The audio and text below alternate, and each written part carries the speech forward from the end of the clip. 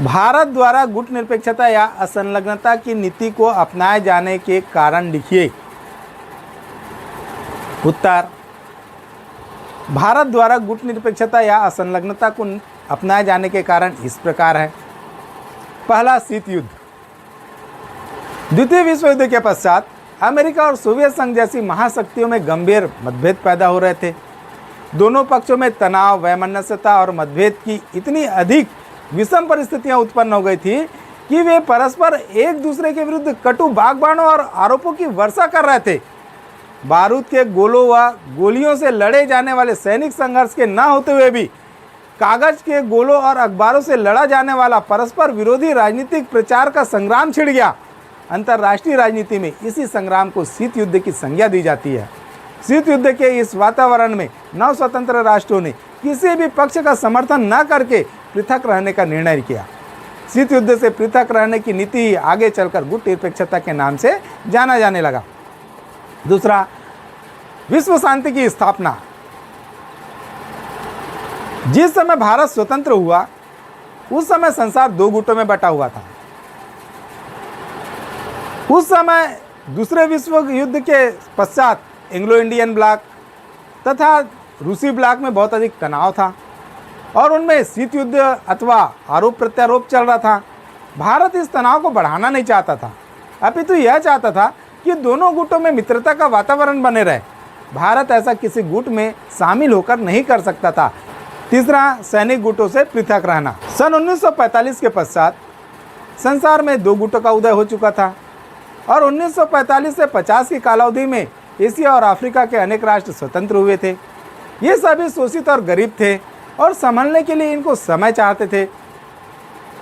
किसी भी गुट में राजनीति में शामिल हो जाने से ये नव स्वतंत्र राष्ट्र ऐसे चक्रव्यूह में फंस जाते कि वे अपनी समस्याओं को सुलझाने के लिए उनको पूर्ण अवसर नहीं मिल पाता और ये सदैव के लिए दबकर रह जाते।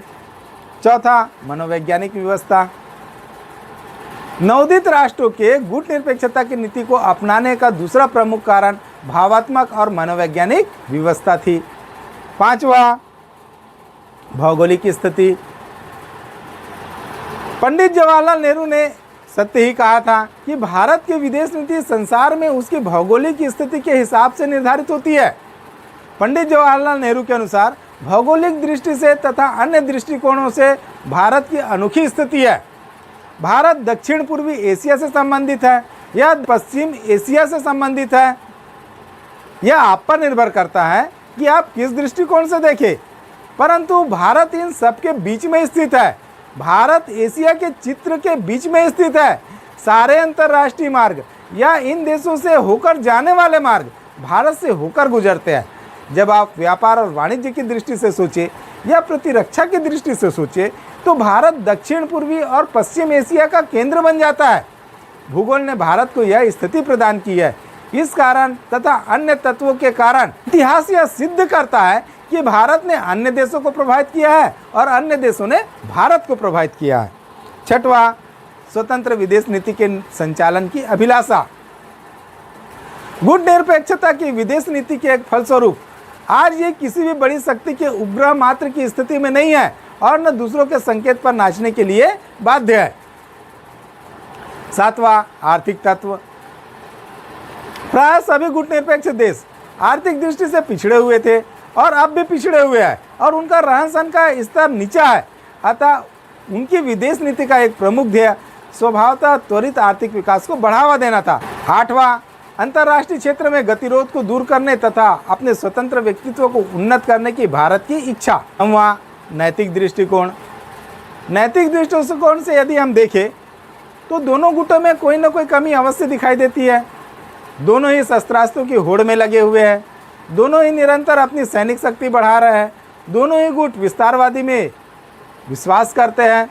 अब अमेरिका पाकिस्तान को अफगानिस्तान के नाम पर जबरदस्त सैनिक सहायता दे रहा है जो भारत के विरुद्ध प्रयोग होगी। इसलिए हम किसी भी गुट को सत्य का ठेकेदार नहीं मान सकते और हमें नैतिक दृष्टि से प्रत्येक प्रश्न का निर्णय करना चाहिए। संक्षेप में हम यह कह सकते हैं कि भारत तथा अन्य देशों ने गुट निरपेक्षता की नीति को अपनाया, उसका प्रमुख कारण इसमें उनका राष्ट्रीय हित ही सिद्ध होता है।